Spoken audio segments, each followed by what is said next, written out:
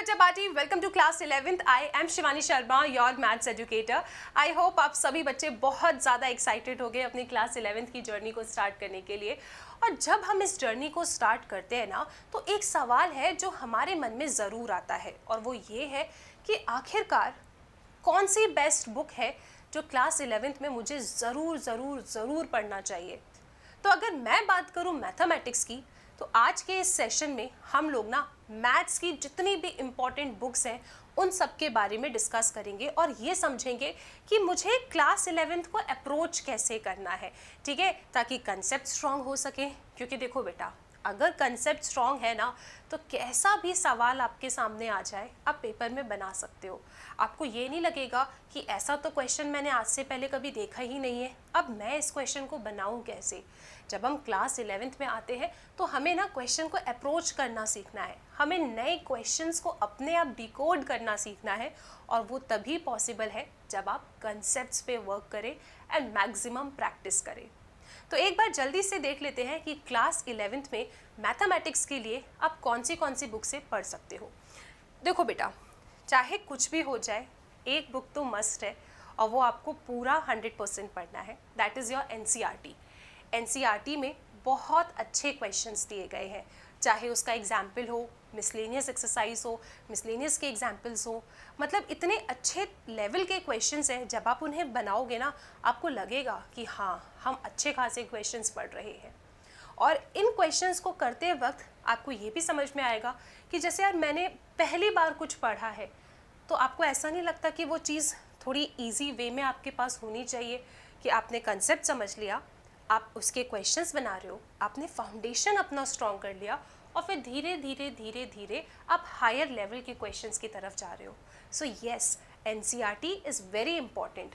Maximum बच्चे जब class 11th में आते हैं वो एनसीईआरटी को स्किप कर देते हैं और फिर एग्ज़ाम में परेशान हो जाते हैं, क्योंकि काफ़ी बार ऐसा देखा गया है कि एनसीईआरटी की जो लास्ट एक्सरसाइज होती है ना चैप्टर्स में, मैक्सिमम टाइम यार उसमें से क्वेश्चंस आ जाते हैं। और मैं आपको बता दूं, इजी नहीं है, अच्छे क्वेश्चंस होते हैं उसके अंदर भी। तो अगर आप अच्छे से एनसीईआरटी सॉल्व करते हो, कंसेप्ट स्ट्रांग बना रहे हो, फाउंडेशन स्ट्रांग बना रहे हो, तो ये आपके लिए एक प्लस पॉइंट है। इसके साथ बेटा एक चीज़ मैं आपको फिर से बता दूं, क्लास 11th को बहुत अच्छे से पढ़ना। मैक्सिमम बच्चे ये भी गलती करते हैं, उनको लगता है यार 11th के तो मार्क्स जुड़ते ही नहीं हैं, तो मैं क्यों पढ़ूँ 11th। आप ये काम बिल्कुल मत करना। 11th क्लास में अपने कंसेप्ट्स पे वर्क करो। आप बहुत सारी चीज़ें एकदम नया पढ़ रहे हो, आपने आज तक इन टॉपिक्स को नहीं पढ़ा होगा। आप इन कंसेप्ट्स को अगर स्ट्रॉन्ग कर लेते हो ना, तो 12th में आपके लिए बहुत ज़्यादा बेनिफिशियल होगा, साथ में आपके कॉम्पिटिटिव एग्जाम्स के लिए भी। तो एनसीईआरटी के बाद आप चाहे तो you can go for R S Agarwal. Again बहुत अच्छी किताब है, बहुत अच्छे क्वेश्चंस हैं, कंसेप्ट्स हैं, कंसेप्ट्स के बाद क्वेश्चंस हैं, तो मतलब फॉर्मूलेज मिल जाएंगे आपको, क्वेश्चंस मिल जाएंगे, बहुत अच्छे तरीके से कंसेप्ट्स एंड क्वेश्चंस का कॉम्बिनेशन आपको इस बुक में मिल जाता है।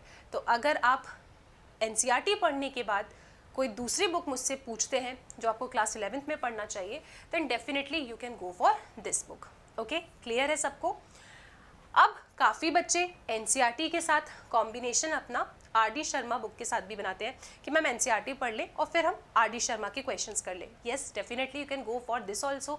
अगर आपका एकदम ऐसा प्लान है कि येस मुझे कंसेप्ट्स पढ़ने के बाद अपने कॉम्पिटिटिव लेवल के जो क्वेश्चंस होते हैं, मतलब मैं चाहता हूँ कि यार मैं सिर्फ कंसेप्ट पढ़ने के बाद और ज़्यादा क्वेश्चंस की प्रैक्टिस कर सकूँ, ठीक है, हायर लेवल के क्वेश्चंस मैं प्रैक्टिस कर सकूँ, तो आप ये वाला कॉम्बिनेशन भी बना सकते हो, कोई प्रॉब्लम नहीं है, बेस्ट है, बहुत अच्छा है। इसके साथ एक ऐसी किताब है जो अक्सर बच्चे स्किप कर देते हैं 11th-12th क्लास में, लेकिन ट्रस्ट मी इसके क्वेश्चंस भी ना बहुत प्यारे हैं। एनसीईआरटी एग्जाम्पलर, इसके आप एमसीक्यूज देख लीजिए, short answer questions, long answer questions. मैं तो आपको एडवाइस करूंगी कि आप हर एक सब्जेक्ट के लिए ना एनसीईआरटी एग्जाम्पलर को ज़रूर फॉलो करो। तो इस हिसाब से आप कॉम्बिनेशन बना सकते हो। सारी बुक तो एक साथ पढ़ना पॉसिबल नहीं है, तो आप कोई भी 2 बुक का कॉम्बिनेशन बनाओ और उसे फॉलो करो। इसके साथ बेटा पढ़ना कैसे चाहिए, हाउ टू स्टडी। क्या मैं ऐसा करूं कि पहले अपनी एनसीईआरटी कंप्लीट कर लूं, उसके बाद एक रेफरेंस बुक उठाऊं, उसको पढूं, पूरा कंप्लीट करूं? नहीं, आपको जब पढ़ना है ना, तो आपको पैरेलली पढ़ना चाहिए। जैसे अगर आपने चैप्टर 1 पढ़ना स्टार्ट किया है, तो चैप्टर 1 के आपने जो कंसेप्ट एनसीईआरटी से पढ़ लिए, उन्हीं कंसेप्ट के क्वेश्चंस आप इन रेफरेंस बुक से भी लगा सकते हो। आपका यहाँ पे थिंकिंग स्किल बढ़ेगा, आपको क्वेश्चन को अप्रोच करना आएगा, आप समझ पाओगे कि इस कंसेप्ट पे कितने अलग अलग वैरायटी के क्वेश्चंस पॉसिबल हैं और आपको कैसे सोचना है। तो इस तरीके से आपको पढ़ना है, आपको पैरेलली पढ़ना है। ऐसा मत करना कि पहले एनसीईआरटी कंप्लीट कर रहे हो, फिर आप दूसरी बुक उठा रहे हो, फिर आप प्रैक्टिस कर रहे हो, रिवाइज कर रहे हो। नहीं, 11th क्लास में जो कुछ भी होगा ना, सब कुछ साथ में होगा। आपने अगर एनसीईआरटी पढ़ी, साथ में आप अपनी रेफरेंस बुक भी पढ़ रहे हो, साथ में कंसेप्ट पढ़ रहे हो, उन पे क्वेश्चंस बना रहे हो। अगर ये हैबिट आपने डाल लिया तो डेफिनेटली आप बहुत अच्छे तरीके से अपनी 11th क्लास के कंसेप्ट्स को समझ पाओगे। यहाँ पे ऐसा काम बिल्कुल मत करना कि मैम रेगुलरली तो मैं नहीं पढ़ सकता। नहीं बेटा, आपको रेगुलरली पढ़ना होगा, कंसिस्टेंट रहना होगा, ठीक है। अपना एक टाइम टेबल बनाओ कि यार एक नई शुरुआत है, मैं 11th में आया हूँ, हर दिन पढ़ूंगा, ठीक है। अपना आप एक आवर डिसाइड कर लीजिए, ठीक है, कि यार इतने दिन में इतने आवर्स तो यार मुझे मैथ्स पढ़ना है, ठीक है। इस हिसाब से अगर आप टाइम टेबल बनाते हो, कंसिस्टेंट रहते हो, ट्रस्ट मी 11th का मैथ्स आपको बहुत ईजी लगेगा। और अगर आप सब कुछ लास्ट के लिए रखोगे तो बेटा आप एनसीईआरटी के क्वेश्चंस भी कंप्लीट नहीं कर पाओगे। इसीलिए अभी से पढ़ना स्टार्ट करो और अच्छे से पढ़ना स्टार्ट करो। Thank you so much, all the very best. अगर इसके अलावा आपको कोई डाउट आता है तो वीडियो के कमेंट सेक्शन में ज़रूर मेंशन करना।